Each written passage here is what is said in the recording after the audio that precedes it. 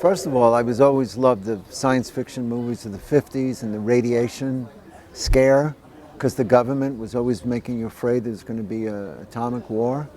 And they would lie to us about, duck under your desk. It was crazy, because if there was an atomic bomb, you'd turn to glass.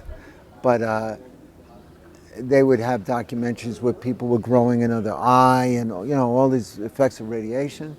When it came the drug revolution, or whatever you want to call it, the 60s, they were doing the same thing and saying LSD causes this, causes that, you'll jump off a roof, you go crazy, you'll never come back, or you'll get genetic damage. It's bullshit, but it's an interesting, what if they're right? It's easy to laugh at them, but I always think so many things, like religion is another story, but if you just take it literally, instead of arguing, and actually dramatize what somebody is saying, it's hysterical.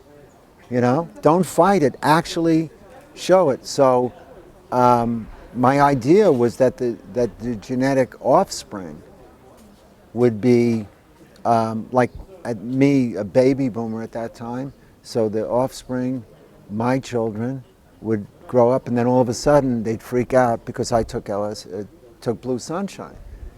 I'd have to recreate the future, and I wouldn't know there's iPhones and all that stuff, They're trying to scare you that it's genetic damage, and so it happens to you, which is impossible.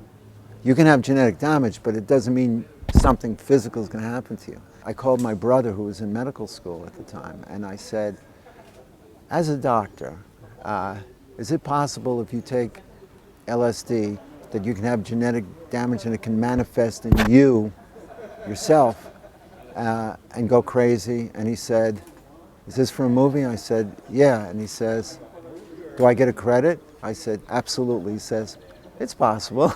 So on the credits at the end of Blue Sunshine, you'll see Gary Lieberman, MD. That was his contribution. And that's how the idea came about. You know what happened originally, the press release on the movie, because of the end crawl, it says that there's a certain amount of doses. They put that in the paper, in the New York Post, put in, not a claim, they put it in like it's real, that there's a certain amount of doses of this drug, Blue Sunshine, that's out there going.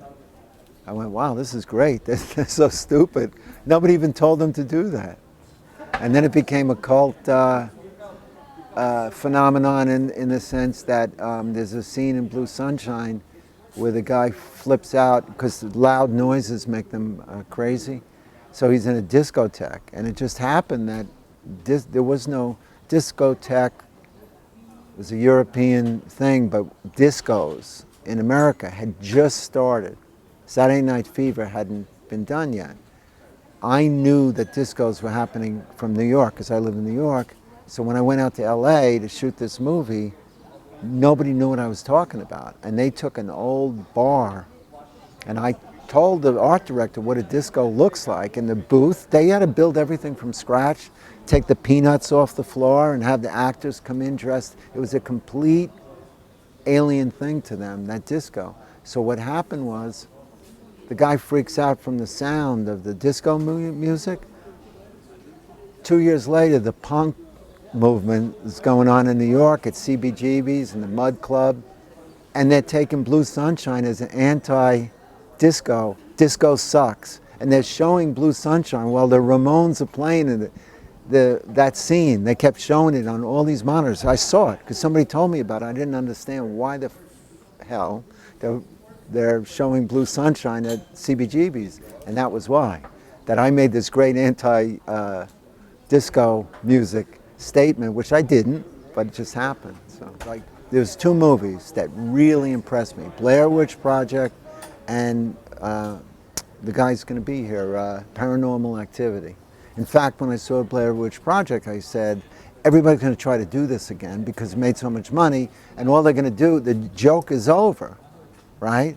I could not believe that somebody pulled off the same joke in a different way. I would have bet $1 billion that couldn't happen, and I saw it, and halfway through I said, this freaking works. It shouldn't, it does. those two movies blew my mind, and it took quote-unquote filmmaking, throws it all out the window. All the stuff I learned in film school, screen direction, blocking, staging. No, that was the hippest, coolest thing you could do, is to reinvent. So that to me is where the energy that I saw, but not in zombie crap. I have a project that is different.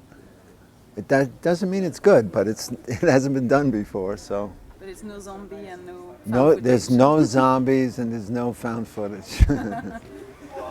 Wow. You should have gotten that shot. Did you say, when you said that, That was your question that made that happen. Well, I'd initially tell giant umbrellas just go flying. No, the setting of this place is just out of this world. I mean, this is breathtaking. What could I tell you? If you can have a film festival, this is the place to do it. It's so much more beautiful when you actually hear than Street View doesn't do it justice. It really is.